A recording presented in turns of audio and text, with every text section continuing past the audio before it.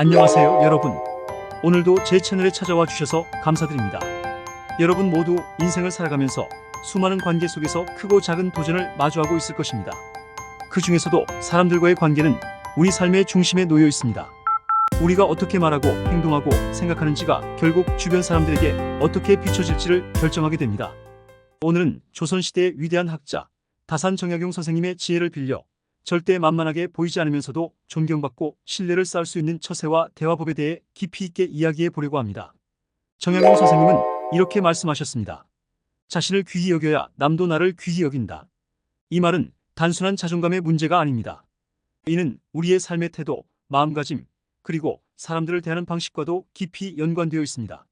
우리는 종종 자신을 낮추거나 겸손이라는 명목 아래 자신의 가치를 깎아내리기도 합니다. 그러나 정약용 선생님은 자기 자신을 소중히 여기는 태도가 곧 다른 사람에게 존중받는 첫걸음임을 일깨워 주셨습니다. 1. 자기 자신을 존중하는 태도. 자기 자신을 존중한다는 것은 겉으로 보이는 태도만을 의미하는 것이 아닙니다. 이는 우리 내면 깊숙이 자리 잡은 생각과 감정을 포함합니다. 여러분, 내면의 목소리에 귀 기울여 본 적이 있나요? 그 목소리가 나를 지지하고 있는지 아니면 나를 비판하고 있는지요? 자기 자신을 귀히 여긴다는 것은 자신의 내면 목소리부터 긍정적이고 자신감 있게 만드는 것을 의미합니다. 내가 나를 사랑하지 않는데 누가 나를 사랑할까요? 내가 나를 인정하지 않는데 누가 나를 인정해 줄까요? 정약용 선생님은 이렇게도 말씀하셨습니다. 내가 스스로 낮아지면 세상은 나를 더욱 낮게 본다. 우리가 스스로를 하찮게 여기고 자신의 가치를 낮추게 되면 그것이 타인의 눈에도 그대로 비춰지게 됩니다. 이는 단순한 말로 끝나는 것이 아니라 행동으로도 이어집니다. 예를 들어 누군가 나에게 부당한 대우를 했을 때 그것을 당연하게 받아들이고 넘어가는 것은 나 스스로를 낮추는 행위입니다. 이런 태도는 결국 나를 만만하게 보이게 만듭니다. 반대로 자기 자신을 존중하는 사람은 자신에게 부당한 대우가 왔을 때 그 상황을 당당하게 대처합니다. 단순히 감정을 표출하는 것이 아니라 냉정하고 이성적으로 대응하면서도 자신의 가치를 지킵니다. 여러분, 자신의 가치를 스스로 인정하고 그 가치를 지킬 수 있는 용기를 가지세요. 이 용기가 여러분을 더 당당하게 만들고 세상으로부터 존중받게 만들어줄 것입니다. 2. 과묵함의 힘. 정약용 선생님은 과묵함의 중요성을 강조하셨습니다. 선생님은 말이 많을수록 실수가 많다라고 말씀하시며 필요 이상의 말을 경계하셨습니다. 과묵함은 단순히 말을 줄이는 것을 의미하지 않습니다. 이는 말의 무게와 깊이를 더하는 것이며 적절한 순간에 꼭 필요한 말을 하는 것을 의미합니다. 우리는 종종 많은 말을 함으로써 자신의 생각을 제대로 전달하지 못하고 오히려 상대에게 혼란을 주기도 합니다. 다산 선생님은 침묵 속에서 진정한 지혜가 자란다고 하셨습니다. 말이 많다고 해서 상대에게 더 잘 이해되는 것은 아닙니다. 오히려 적절한 타이밍에 한마디의 말이 100마디 말보다 더 강력한 영향을 미칠 수 있습니다. 선생님께서는 침묵의 가치를 강조하셨습니다. 그 침묵은 결코 비겁함이나 회피가 아닙니다. 그것은 상황을 통찰하고 감정을 다스리며 가장 강력한 메시지를 전달하기 위해 필요한 준비입니다. 여러분, 다음에 말할 때 잠시 멈춰서 생각해 보세요. 이 말이 정말 필요한가? 내가 지금 이 말을 함으로써 얻는 것과 잃는 것은 무엇인가? 이런 성찰을 통해 우리는 더욱 지혜롭고 신중하게 대화를 이끌어 갈 수 있습니다. 3. 예의를 갖추되 당당하게. 다산 선생님께서는 예의와 당당함의 균형을 매우 중요시하셨습니다. 사람들과의 관계에서 예의 바른 태도는 필수적입니다. 그러나 그 예의가 나의 자존감을 해치는 것이라면 그것은 더 이상 바른 예의가 아닙니다. 선생님은 진정한 예의는 남을 높이되 나를 낮추지 않는 것이다라고 말씀하셨습니다. 예의는 곧 상대방을 존중하면서도 나의 가치를 지키는 것을 의미합니다. 우리는 종종 상대방을 존중하기 위해 자신을 지나치게 낮추곤 합니다. 그러나 정약용 선생님은 이러한 태도가 오히려 나를 만만하게 보이게 만들고 장기적으로는 관계를 왜곡시킬 수 있다고 경고하셨습니다. 예의와 당당함은 함께 갈 수 있습니다. 오히려 이 둘이 조화를 이룰 때 우리는 진정으로 존중받을 수 있습니다. 사람들과의 관계에서 우리는 종종 겸손함과 당당함 사이에서 갈등을 겪습니다. 예를 들어 중요한 자리에서 내 의견을 표현해야 할 때 나는 겸손하게 뒤로 물러서야 할까요? 아니면 당당하게 나서야 할까요? 정약용 선생님은 이럴 때 나의 의견을 당당하게 표현하되 상대방의 의견을 존중하는 태도를 취하라고 가르치셨습니다. 이는 겸손 속에서 당당함을 잃지 않는 지혜입니다. 여러분, 사람들 앞에서 겸손하되 절대 자신을 낮추지 마십시오. 여러분의 가치와 의견은 당당하게 표현할 자격이 있습니다. 4. 상대의 말을 경청하고 깊이 있는 질문을 던지기. 정약용 선생님은 대화에서 가장 중요한 것은 말하는 것이 아니라 듣는 것이라고 가르치셨습니다. 듣는다는 것은 상대의 마음을 읽는 것이다. 경청은 상대방의 말 그 너머에 있는 감정과 생각을 이해하는 것입니다. 선생님은 말은 입으로부터 나오지만 마음으로부터 시작된다라고 말씀하셨습니다. 이처럼 말의 진정한 의미는 그 속에 담긴 마음을 이해할 때 비로소 드러납니다. 경청은 단순한 기술이 아닙니다. 그것은 진정성에서 비롯된 태도입니다.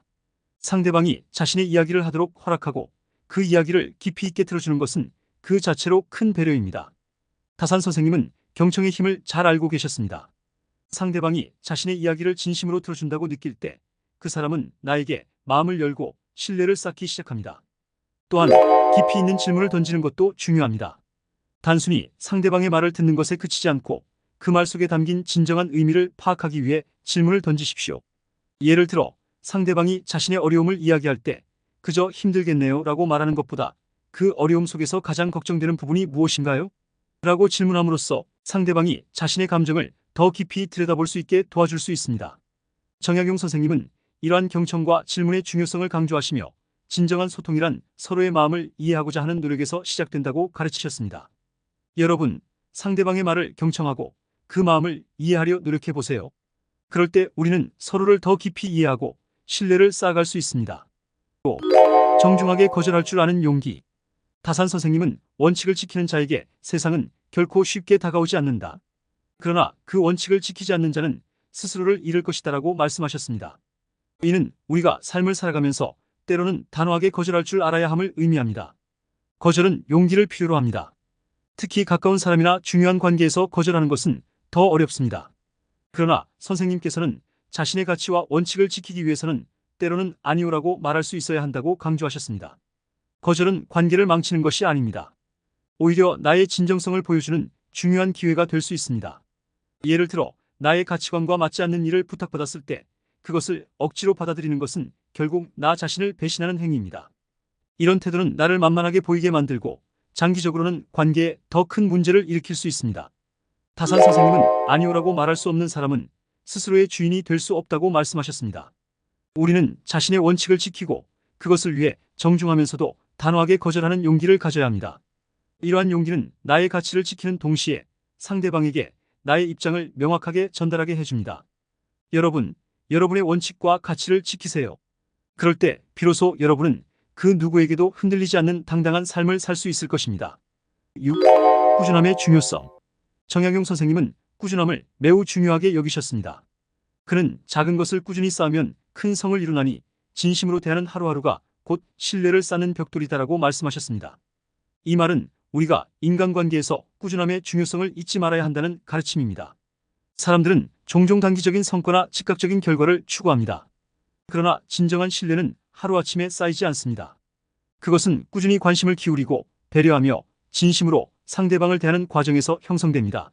다산 선생님은 일관성 있게 꾸준한 태도를 유지하는 것이야말로 사람들로부터 신뢰를 얻는 가장 확실한 방법이라고 가르치셨습니다. 여러분, 우리가 일상에서 작은 일이라도 꾸준히 실천하는 것이 중요합니다.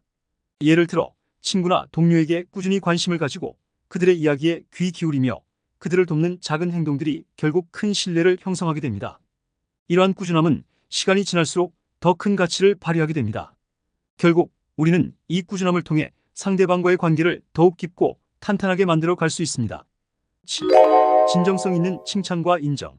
마지막으로 정약용 선생님은 진정성 있는 칭찬과 인정을 강조하셨습니다. 선생님께서는 진정성 없는 칭찬은 바람에 흩날리는 먼지와 같다라고 하셨습니다. 진정성 없는 칭찬은 오히려 상대방에게 상처를 주거나 신뢰를 잃게 만듭니다. 우리는 종종 형식적으로 칭찬을 하거나 상대방의 기분을 맞추기 위해 과장된 칭찬을 하곤 합니다. 그러나 이런 칭찬은 금방 들통나기 마련입니다. 진정성 있는 칭찬은 상대방의 가치를 진심으로 인정하고 그 사람이 잘한 점을 구체적으로 칭찬하는 것입니다. 예를 들어 단순히 잘했어요 라고 말하는 것이 아니라 이번 프로젝트에서 당신의 문제 해결 능력이 정말 인상적이었어요 라고 구체적으로 칭찬하는 것이 상대방에게 더 큰 감동을 줍니다. 다산 선생님은 진정성은 마음에서 나오고 그 마음은 상대방의 마음에 닿는다고 가르치셨습니다. 칭찬은 상대방의 강점을 발견하고 그것을 진심으로 인정하는 것에서 시작됩니다. 여러분, 상대방의 장점을 진심으로 칭찬하고 그들의 노력을 인정해 주세요. 그럴 때 우리는 서로를 더욱 존중하게 되고 관계는 더욱 깊어질 것입니다. 오늘은 이렇게 다산정약용 선생님의 지혜를 바탕으로 절대 만만하게 보이지 않는 처세와 대화법에 대해 깊이 있게 이야기해 보았습니다. 선생님의 말씀을 마음에 새기고 우리 삶 속에서 실천해 나간다면 우리는 더욱 당당하고 존중받는 삶을 살 수 있을 것입니다. 지금까지 시청해 주셔서 감사드리며 이 영상이 여러분에게 작은 울림이 되었다면 좋아요와 구독 부탁드립니다. 다음 영상에서 또 뵙겠습니다. 여러분의 삶에 늘 지혜와 평안이 함께하길 바랍니다. 감사합니다.